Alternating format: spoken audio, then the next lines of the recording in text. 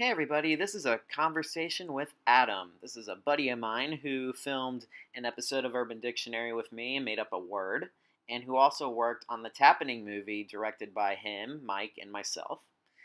And this is actually supposed to be a commentary track, but when I made the phone call, we just had a really long, lengthy, entertaining conversation, and this is a good way of getting you to understand Adam and his personality, and it's extremely colorful and entertaining. So, unfortunately, the phone call takes place sort of in the middle when we're talking about conventions, due to the fact that I didn't have the volume up the whole way, but it takes place in the 5 minute mark, so not a lot is missing. So, anyway, I hope you guys enjoy.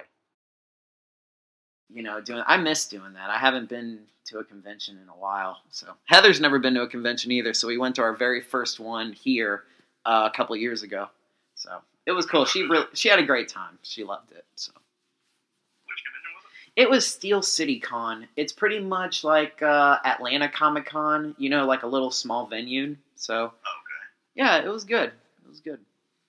I've never been to like a small. The only conventions I've ever really gone to were like Dragon Con and AWA, but like I don't know, like neither of them. I mean, I understand that they're both like fairly big conventions, but like neither of them really like embody the thing that I care about most. That's why San Diego Comic Con is so important to me because like that's the one where you get all the good like film and television stuff that I care a lot about, and like you Yeah. don't get like those big like film and television reveals at like Dragon Con. Oh, without a doubt.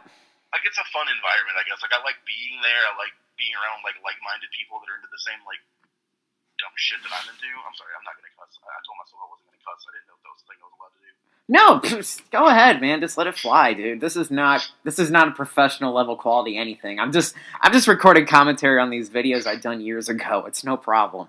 And so I don't know. I really like reconnecting with everything I used to do because I mean, it's good. Like it takes like your older work and it puts it back in like a faux spotlight. Like that's the first thing that I noticed when I like watched this video is like because I brought up Piss Jelly just now yeah. and like I'm looking at it and it's right off the bat I forgot how fucking tiny we were when we recorded this. How tiny we were. We're fucking babies in this, man. Like, like we are fucking. One, I was like 90 pounds lighter for one. Huh. But like this was like fucking like this is like a fucking decade ago. Yeah, man. Like I don't even. What's the release date on this? It was December 6th. 2011. Yeah, December 6th. 7 years ago. Yeah, that's 7 years ago. And this was like, I remember this day well because we were doing the. Oh, I'm sorry. Did you want to record the commentary? I'm sorry. No, I mean we're just having a conversation. Like, Fair enough. I'm just gonna put this out. I don't care. Yeah, this was remember when you were doing the awkward guns and everything? I wanted to film that and then put it in the show somehow, and I did with this one. I still do that all the time. It's devolved down so much. Like I needed it to be quicker and quicker and quicker, and then like I've always been big on hand gestures when I talk. I'm a very like animated person when I talk.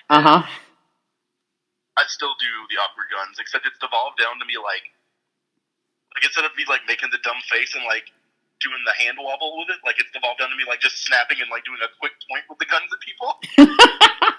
Really? I forgot what my involvement in this video actually was, other than sitting on the couch in the beginning. Oh well, you made up the word. Yeah, you made up the word. You even drew a picture for it. It was like, what's wrong, bro? You jelly? You drew that picture for me. Oh, okay. Like, look, I'm no artist by any means, but I didn't draw that picture. I liked it.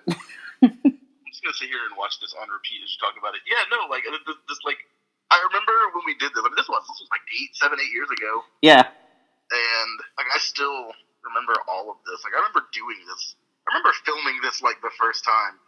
Yeah, we spent a good day together too. Like I remember, all three of us, we went to Walmart, and then you guys watched me get my hair cut that day. Oh, that is you do. You have a nice new haircut in this video. Like we can clearly tell that it's been recently taken care of. Yes. I'm still wearing my gray beanie in this video. Yeah. What's ever happened to your beanies? Do you still wear them? I do. Nice. I still wear the gray beanie.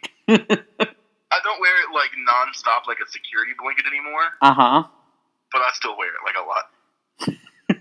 Yeah, it's really crazy to go back and watch these. I wanted to do an anniversary video for my channel, and I need a green screen to do it. But I wanted to go back and like redo like all these backgrounds and stuff, and interact with old footage of this and everything. But I don't have any room in this house to do a green screen, so probably in the next house that we have, we'll have a room dedicated to that. So that'll be good. You know, you can go to I mean, I did it like one time, and it worked a lot better than I thought it was going to. Really? But you can go to like a Joann's Fabrics or a Michael's or something, and just get yourself like a big ass like block of like green fabric.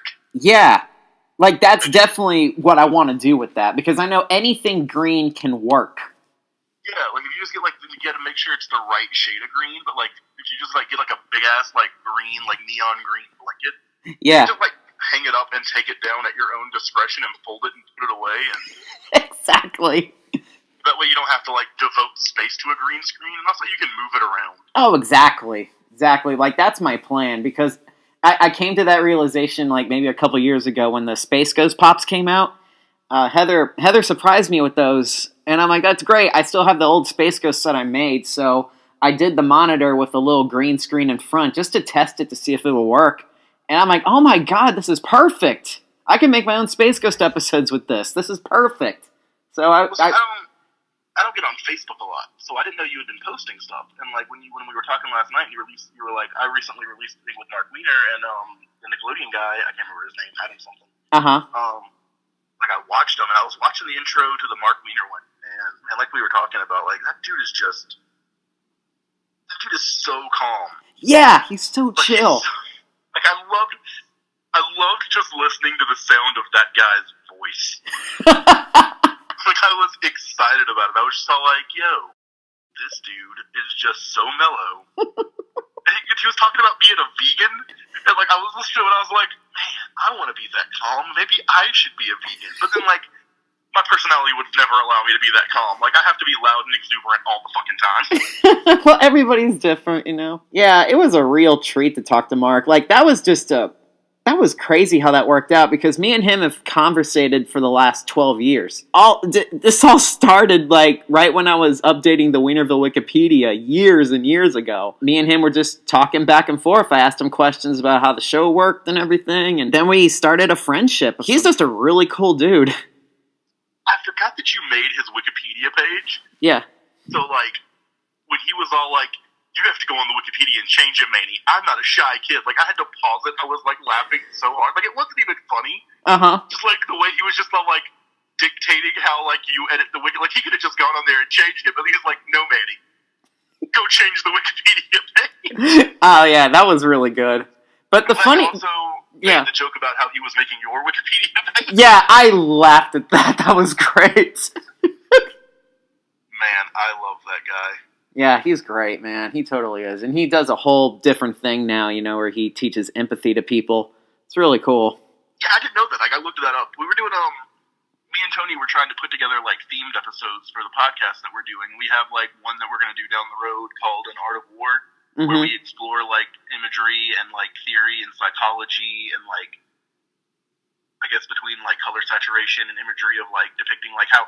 Like, so much of, like, modern art depicts, like, war because it's so ingrained in our society, and we have, like, one coming up where we're doing, like, the neon aesthetic, which, like, explores, like, 80s, like, retro culture, like, cyberpunk and synthwave and vaporwave and outrun aesthetic stuff, and, like stuff that's, like, very reminiscent of, like, 80s retro-futuristic neon in, like, 2018, but then, like, I was listening to Mark Wiener talk, and I was all like, we should do an episode on the art of nostalgia, because, like, that's, like, a big thing right now, is, like, people, like, looking back to the quote-unquote heyday of, like the time that when their generation was growing up, and I would just love to do a retrospective on 90s art. Oh, yeah, absolutely. That was what we were talking about getting you in on the podcast the other night, and I was, like, thinking that, like, that maybe could, like, I feel like you would really excel in a conversation in, like, 90s pop culture. Oh, are you kidding me? Yes, I would.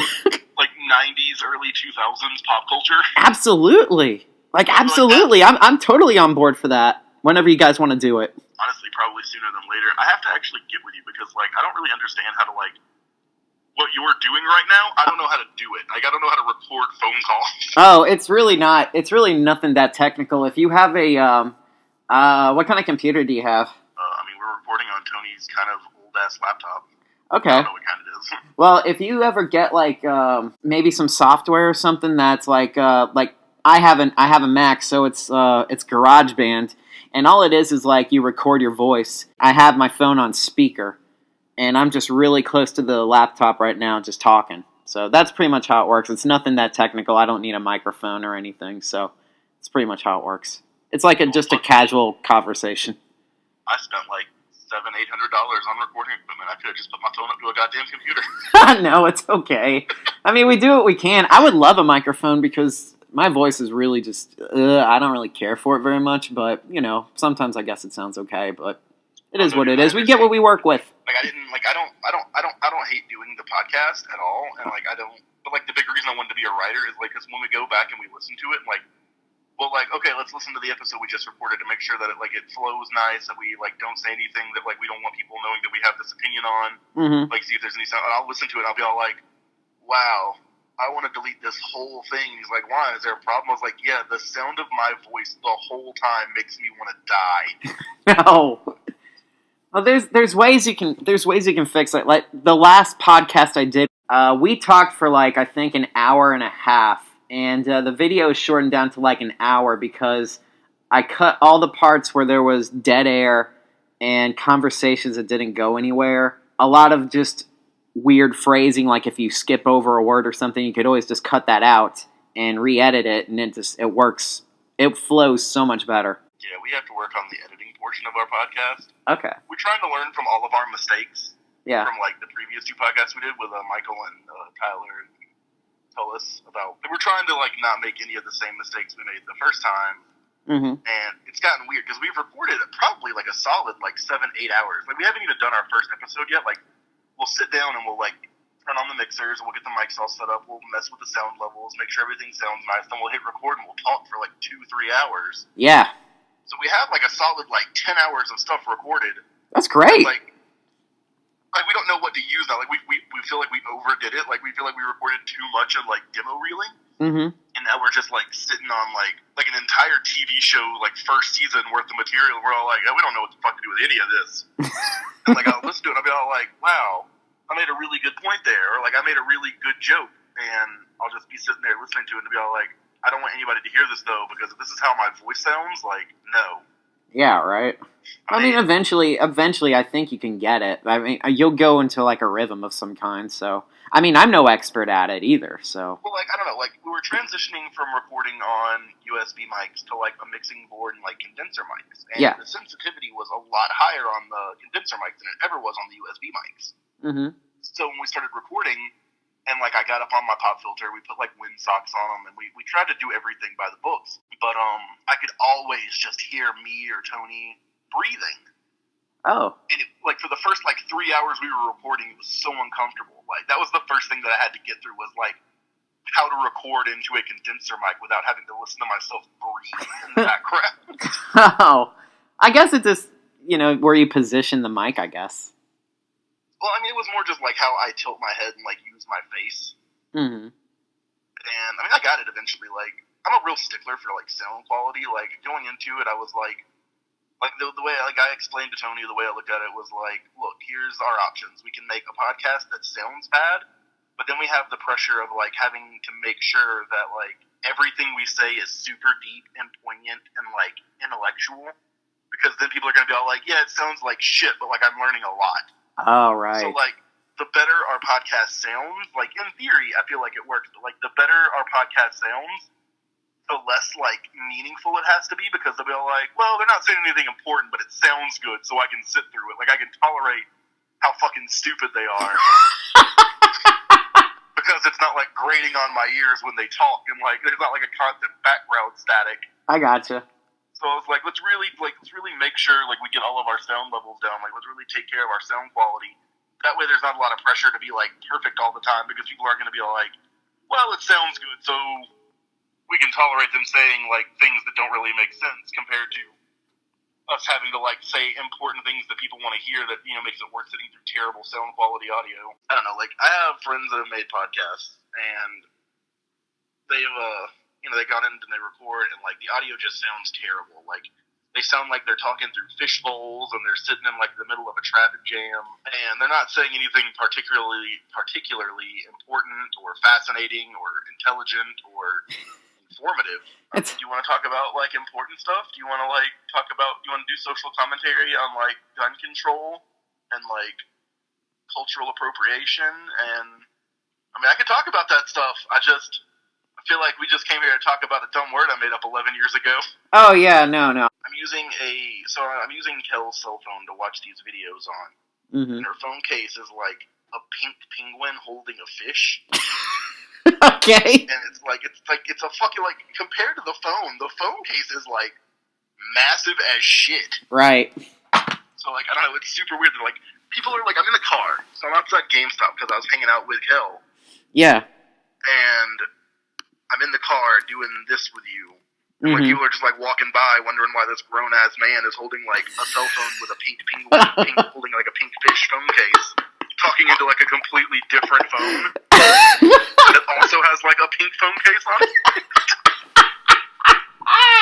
I know this, like from somebody outside looking in at me right now, just like, what is he doing? Like I really wish they knew what I was watching on this phone, so they could be like, oh, that child is. That man is a child. Like, he's in there with his two pink phones watching old YouTube videos of people just, like, acting like fucking idiots. Outside of a GameStop, like, I bet I looked like the definition of somebody that you don't want your child to be right now. 300-pound man with a beard holding two cell phones outside a video game store. Oh, God, yes! This is the commentary you wanted, Manny. This is perfect! Dude, this is more interesting than anything I talked about on my commentaries. Come on. Shit, this is great. I love the interaction. Do you want to talk about the videos now, though? No, you were telling a story. I want to hear that story you were about to tell. I was going to say, I just, on Facebook, Justin and Travis run an episode 2, so I messaged them asking them would they be interested in doing a commentary as well on their episode, but I haven't heard anything back yet. Justin says that's cool. Now I'm just waiting for him to say, like, what day are you free so we can record this? So it's mostly just tough just figuring out the time when to record all these things, unfortunately. So which Travis? Travis, Travis from, I don't know his last name. I think you're going to play Dungeons and Dragons later with him, I believe. Oh, Edwards. Travis Edwards. Yeah, that's him, Edwards. Okay. I wish I was playing D&D with her. Like, we postponed for some reason, and then, like, you wanted to do it tomorrow, but I couldn't do it tomorrow. Okay. And then, like, I made time to do it tomorrow. All right. And now he's like, we can't do it tomorrow either. I'm like, cool. So, yeah, that's pretty much who I'm waiting on, too, other than Mike and Nate. So, yeah. I'm probably going to see Mike later. I'll just tell him to do it, like, whenever. Okay, that works, because, I mean... I'm not getting held up by Mike.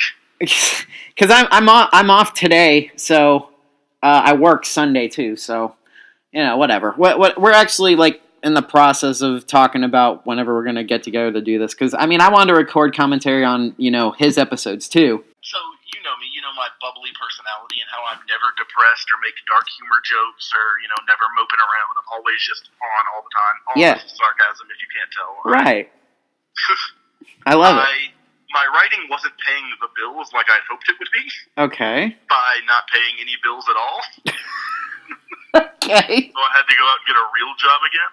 So, like, my schedule is, like, I took a part-time job being a tour guide at the World of Coke in Atlanta. Oh, that's awesome. It must be fun, right? I mean, you gotta come down sometime and see me do this, because I had to, like, fabricate a completely new personality out of thin air to be able to do this. What? Why? You're already colorful enough. Why can't you just use your personality for the tour? Yes, like, I'm animated and I'm loud, but also it's very vulgar and it's mostly jokes about death and dying and the meaningless of it all. So, like, I can't really go into a tour group and go, like, hey, drink Coke, fucking, it's gonna kill you, because, fuck it, though, you're gonna die anyway, so you might as well die with the clean, crisp taste of Coke. So, like, I had to, like, when I go into work and I'm, like, wearing the Coke uniform, I have to be all like, hey, I'm in here wanting to lead this tour group, not be at home suffocating myself with a pillow. I promise. I would love to see you do this. It's a party. What do you? It's just a weird sense of humor. What goes through your mind when you're doing the tour? Then, like, why do you feel like you have to change your personality, and what do you change it to? Well, I mean, my personality is mostly just me being, who you know me as. Like, I'm animated, I'm loud, I, like, move around a lot, I yell. Mm-hmm. But, like, my sense of humor is very dark. And in, like, a family setting like the World of Coke, when I'm having to give, like, little quirky tours about the history of Coca-Cola and how it's family-oriented, and, like, we care so much about the environment and, like, the social politics of the world, I can't just be sitting there, like... Like, I can't make any of the jokes that I want to make at, like, somebody. I can't make any, like, dark humor jokes and just be sitting there in, like, a room full of, like, fucking, like, 10-year-olds that just got off the tour bus to, like, fucking come in here and be all like, hey, I'm gonna give you little children a tour of the World of Coke, and they're all like, yeah, let's talk about commercials, let's talk about these sweet-ass bell-bottoms, let's talk about the tasting room. And I'm all like, oh, I remember when I was your age and had something to look forward to, and now I'm a tour guide in the World of fucking Coke. Oh, I would love to do that. I think touring would be fun. Do you have a nice crew of people that you work with, or?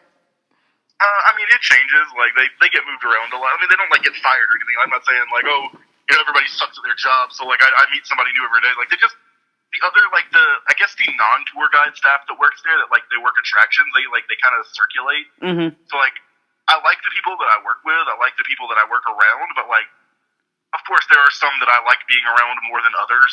Oh, yeah, that's in any job. Yeah, so, like, it's extra weird, though, because, like, I really don't like dealing with, like, a lot of people.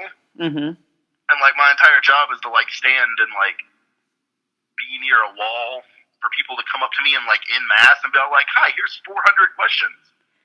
Oh, and boy. of course, like, I'll answer every one of them with a smile on my face. Like, I'm not going to sit there and be all like, please fuck off. I need you to go away. I don't want to fucking talk to you about where the fucking bubbles in Coke comes from. Where the fucking carbonation did you pay attention in school? I don't want to talk to you about carbonation.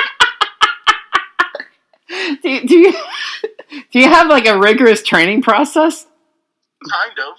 Because you gotta fucking, I don't want to use the word brainwashed, but, like, they have to, like, force feed your entire memory, the entire history of Coca-Cola, so when people walk up to you and ask you questions. Oh, my God. So we have one attraction that is, we have a big-ass safe where we keep a copy of the secret recipe. Right. And I try not to go in that room because I know I would be mean to somebody. I know it would drive me crazy. But, like, yeah, you work retail jobs. You work a retail job. So I know you get, like, if something doesn't ring up and they're all like, oh, I guess it's free. Oh, I hate that so much. That room has that same fucking problem of people walking up to whoever is, like, the tour attendant for that room. Yeah. And being all like, oh, is the recipe really in there? You better hope I don't steal it. And they're like, it's basically like the Leaning Tower of fucking Pisa in Atlanta. Like, it's all just, like, awkward adults taking pictures of them making, like, stereotypical robbery poses near a safe. Oh, God. Well, I'm part of that cheesy group because our first date, Heather and I, we went to the World of Coke because she's a big Coke fan. She loves it. And I did a pose with the torch from the 1996 Olympics and acted like I was running. Yeah, but that's fucking tight as shit because the Olympics were in Atlanta and that's rad. Oh, well, thanks. But no, I didn't take any pictures like that in the safe. You should have. Everybody else does. It just looked dumb. Yeah, Heather and I were just looking at each other like, look at these guys. What are they doing? It's all the same jokes in every room. Like, it's weird because, like, I don't know, like, I talk to some of them, and, like, they're very confident that they're being, like, wholly original. But, like, there's one of the attractions that has, like, a bronze statue of a man, like, holding a Coke out. And, like, they're all so proud of them taking, like, the entire group of, like, an entire tour group will be so proud of themselves for taking the same picture, like, one after the next. Like, it's all, they'll sit on the bar stool in front of him, and they'll, like, reach their hand up like they're taking the drink from him, and they'll look at the camera and they'll smile, and they'll all take the exact same picture. Like, every one of them makes the exact same pose, they'll take the exact same picture, they'll just be all like, here you go. And I'll be like, yeah, you did it. You're the first people to ever do that exact thing you just did, even though we just watched 9 people in front of you do it. But I'm glad you're proud of what happened here today.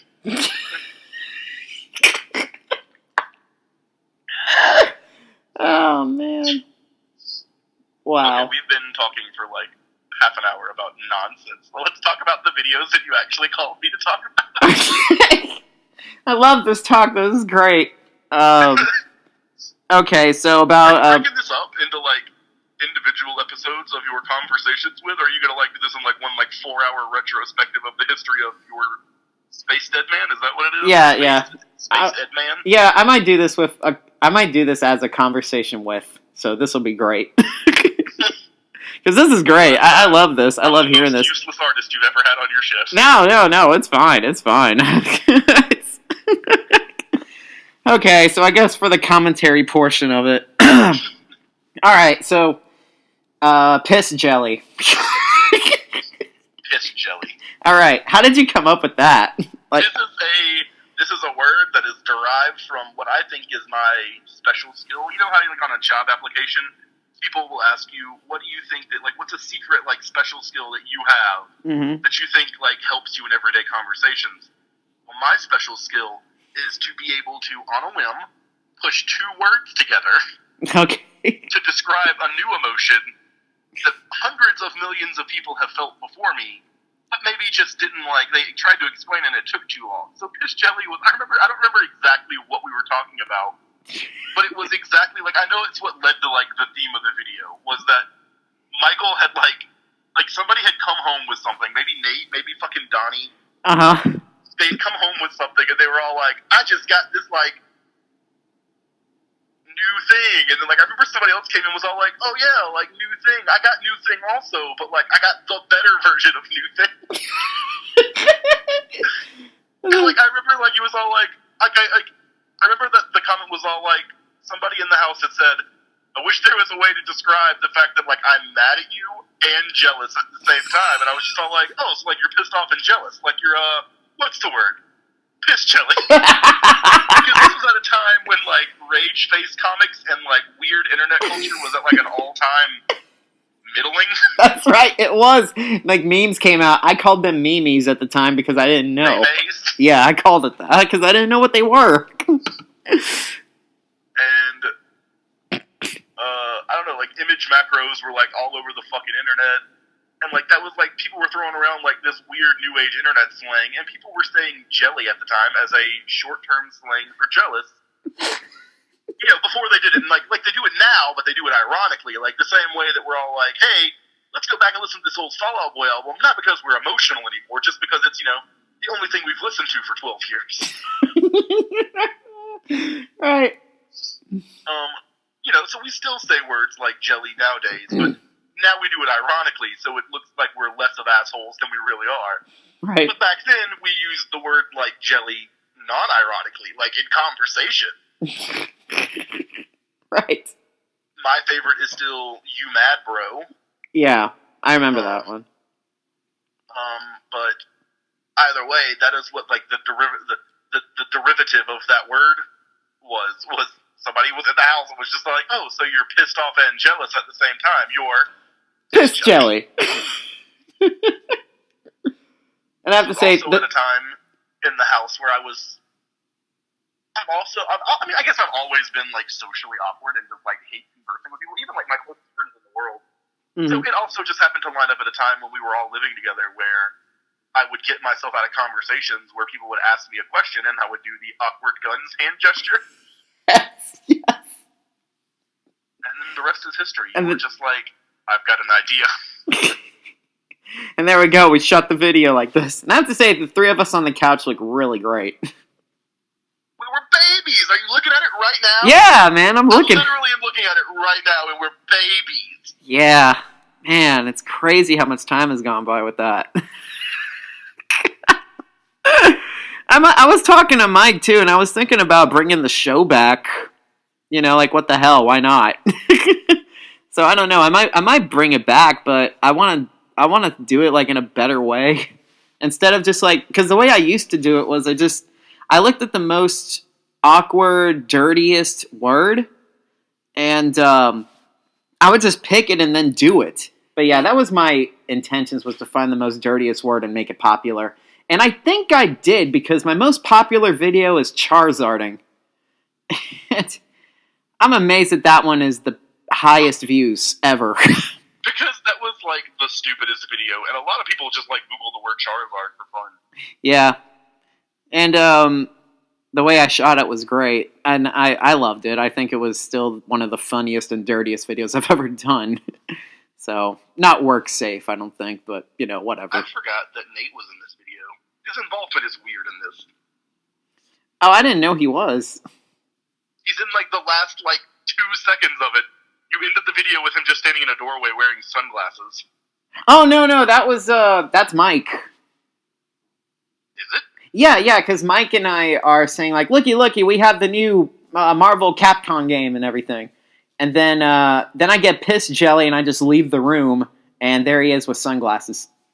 Like, yeah, I'm badass. Like, that's the way it ended. That is Michael. I thought that was Nate. No. I forgot what we all looked like 10 years ago, sorry. It's okay. Oh, man, so that's piss jelly. Maybe it's time to move on to the true American classic. All right, we're going to jump into the Tappening. Our co-directorial debut. Pretty much, with our budget of $7. That we spent mostly on blood and white t-shirts that we didn't even use in the movie. Exactly. That shows that we're true Hollywood people right there. Let's, really take appreciation here that, I'm not being an asshole when I say this, but, your Charizarding video, how many views does that have now? That has about 30,000 views. The Charizarding video? It does. 30,000 views. Nice. Thanks. I did not expect that at all. I'm glad the thumbnail. So you posted 3 years ago. You were trying to be the voice, you were trying to be the face of X107.1.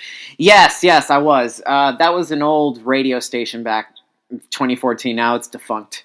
The coolest thing about that video is that I entered that for a contest. I was a finalist. I was third out of 2 other people. So they actually bought me tickets to go to Music Midtown that year. And it was one of the worst experiences of my life. Do you want me to explain what happened? Yes. Okay. I do. So anyway, they got me tickets, and so I went over to Music Midtown with a couple friends. And of course, they just went just to enjoy the shows, and everything. But me, I actually had to work. They didn't meet me on time because they were drinking. So I was pretty much on the sidewalk, like, hey, I won tickets. I need to get into this.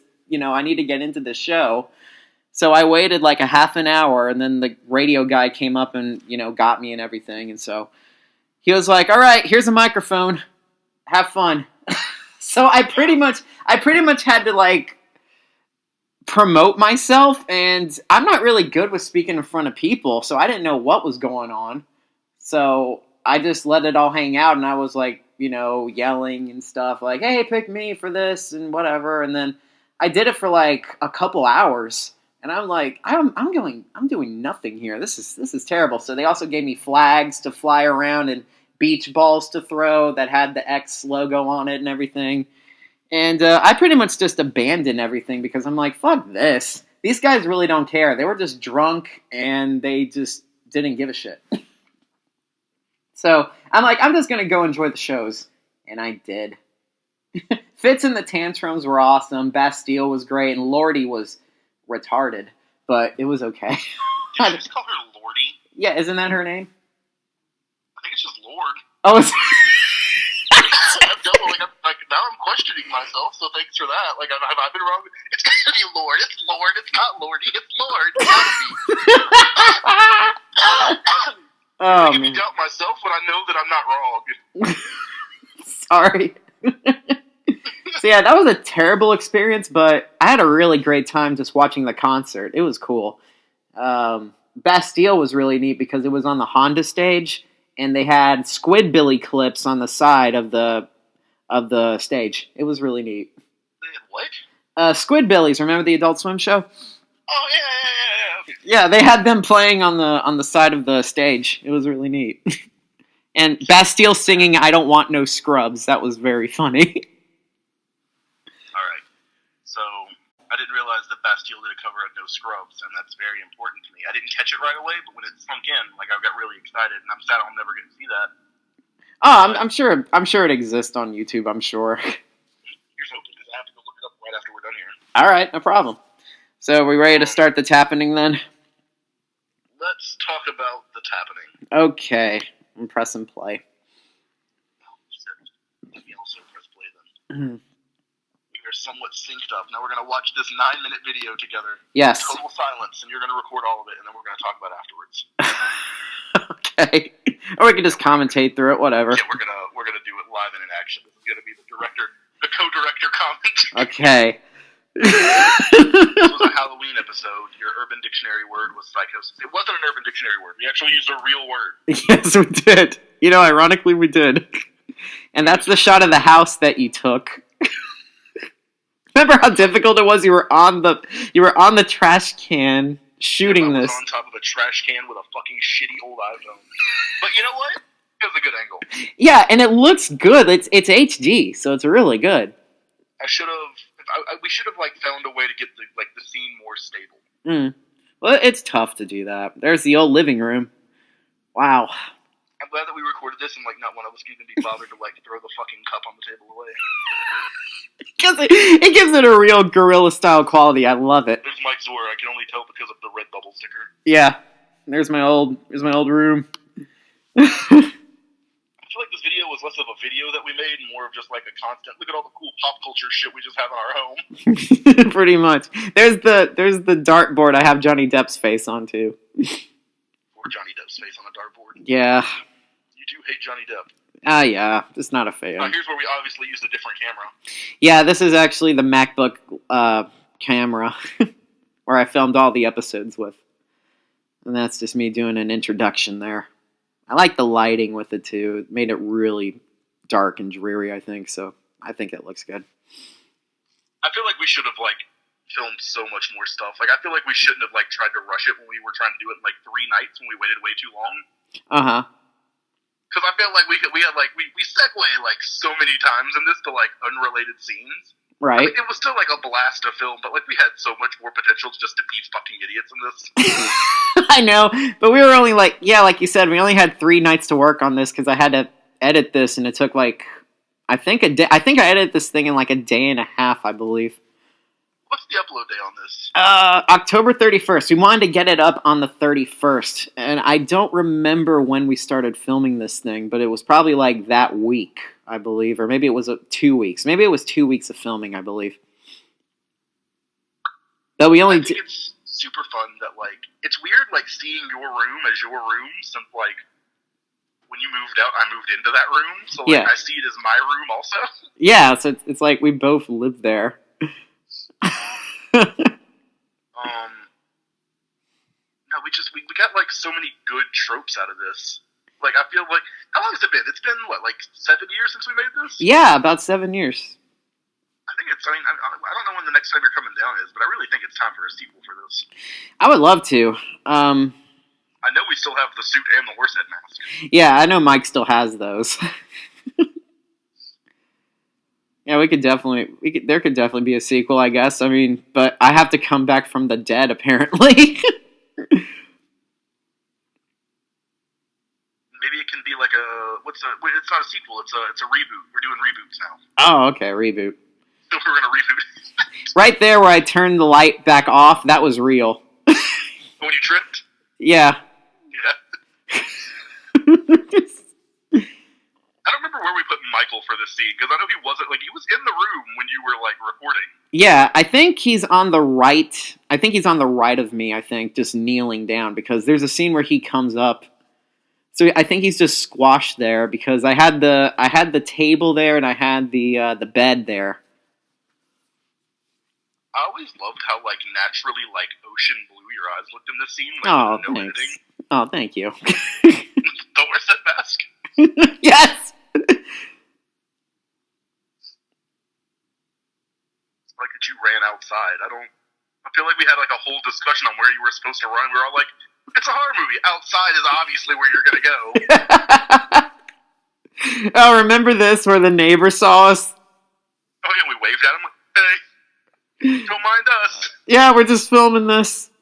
There's Mike in the horse head, and he didn't really say anything to us, I believe, if I remember correctly.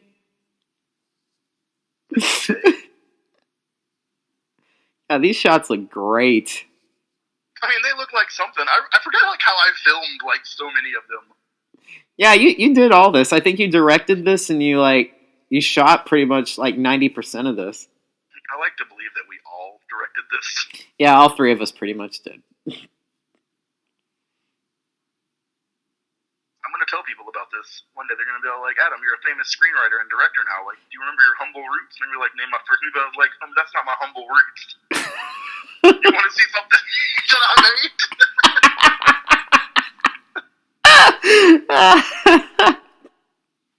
Well, that's right. You fell down in the street, and then we transitioned to you waking up in the house. Yes. Oh, that couch that I slept on for 3 years. Exactly. Oh yes, our uncannily necessary use of drowning pools' bodies in a horror movie. Exactly. Well, this is a great editing challenge too, was to make this look like an epic fight. How did we decide on the Guitar Hero controller? I really don't know. Maybe it was there, and we're like, we're just going to use that. I was really proud of this scene. I'm glad that we figured out how to make the camera look all bloody and shit.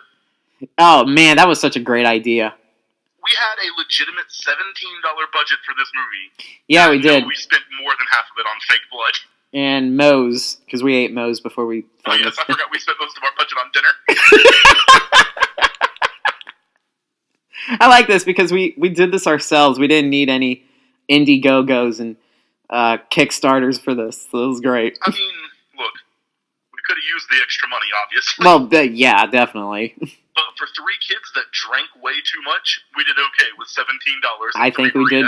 Yeah, I think we did perfectly well. And that blood stain looks great. I still remember being sprayed in the face. That was great. I love doing that. I mean, as far as indie YouTube videos go 10 years ago, this isn't the worst. I don't know. I don't have any ill will towards this at all. I think it's great. Yeah, I think we should have spent more time really driving the ending home, and also I always feel like we missed the point of our I feel like we gave it a funny name and premise, and then ignored both the fun and the premise the entire movie. Really? I mean, we called it the Tappening, and then we focused not on the Tappening at all until the ending where we were all like, hey, it was Pong the whole time.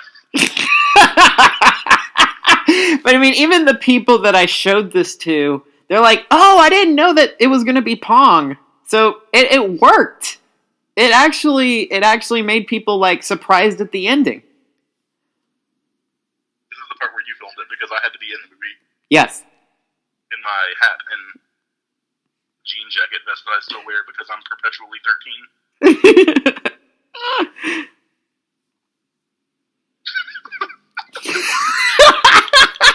Equivocally, this is me and Michael. This is Michael and I to the very core. You're upstairs having a fucking actual violent outbreak, and we're just all like, shut up! I was so happy how that turned out. It's not even part of the movie. This was literally just me and Michael telling you to keep it down. Yeah, that's very true. Oh, that was great. Remember we spent...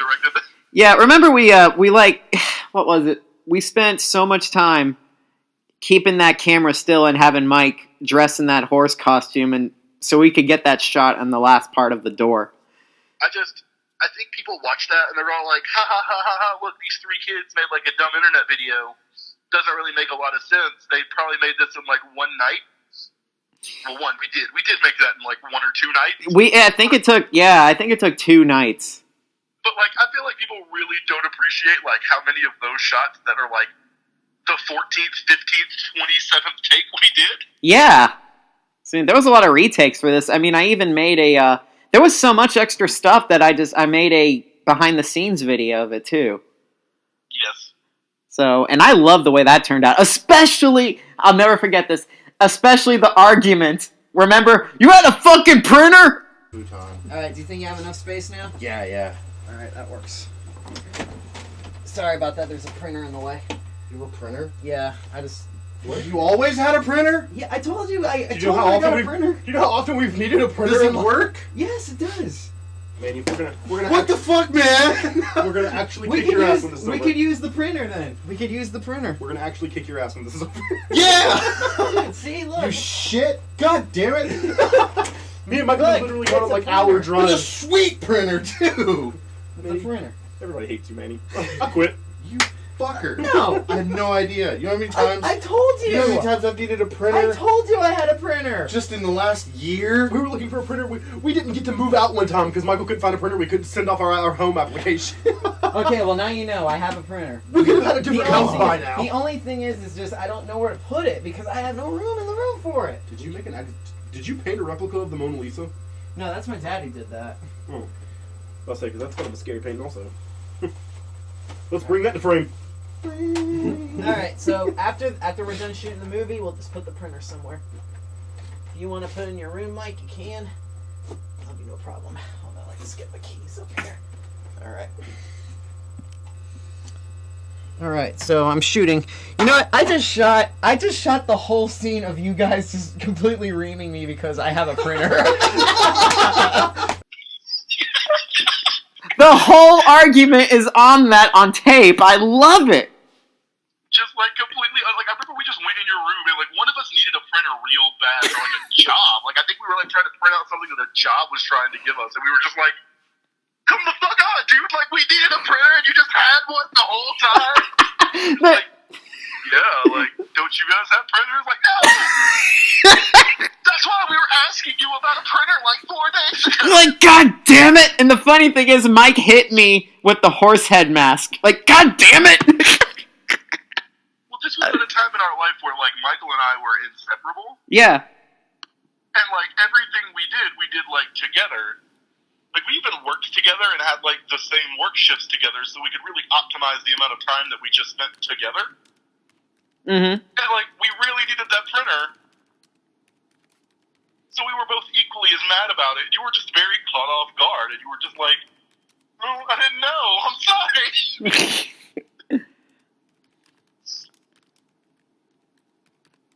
Yeah, I mean,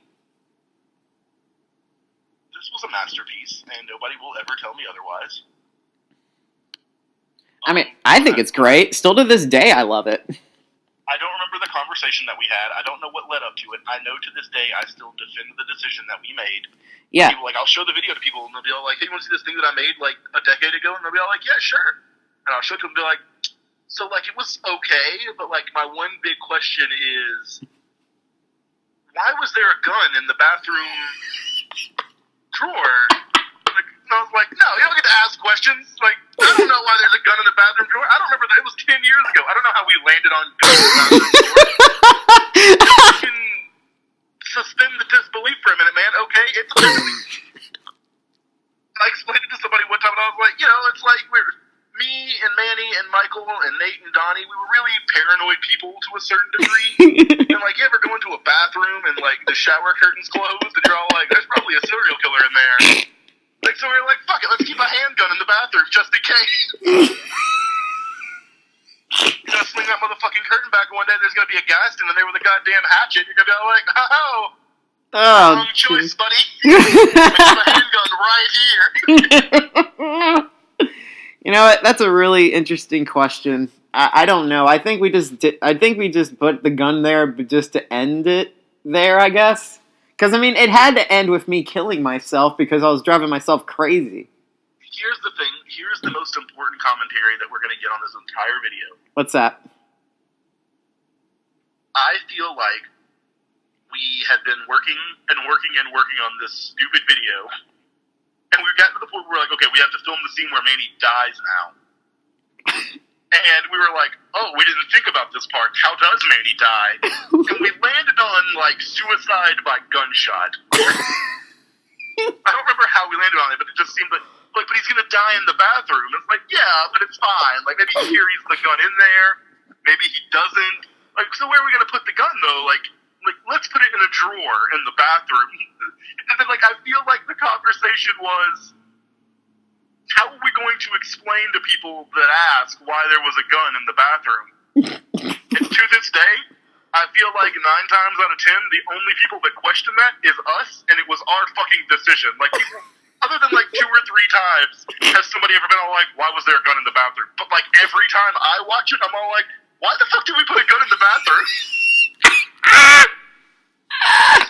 Like, I feel like we were all like, no. Nobody is gonna care. Like, we'll explain something. Like, there's gotta be a reason to have a gun in the bathroom. Nobody has ever asked that question but us. We're the only people. We made the fucking movie, and we were the only people that are like, why was there a gun in the bathroom?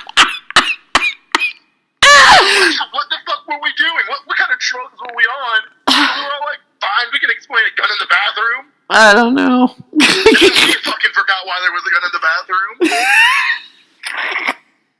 I want you, when you do your commentary with Mike for his videos, and you do, like, follow-up stuff with him on the Tappening, Yeah. that I'm hoping, like, completely contradicts everything we just talked about. Like, I hope he has, like, completely different memories of making this movie. Oh, I man. want you to ask him, because, like, I'm hoping maybe he knows how we landed on gun in a bathroom door. I'll be sure to ask him. Oh, God. I'll ask him for sure, and I'll let you know what he says. Oh, jeez, man.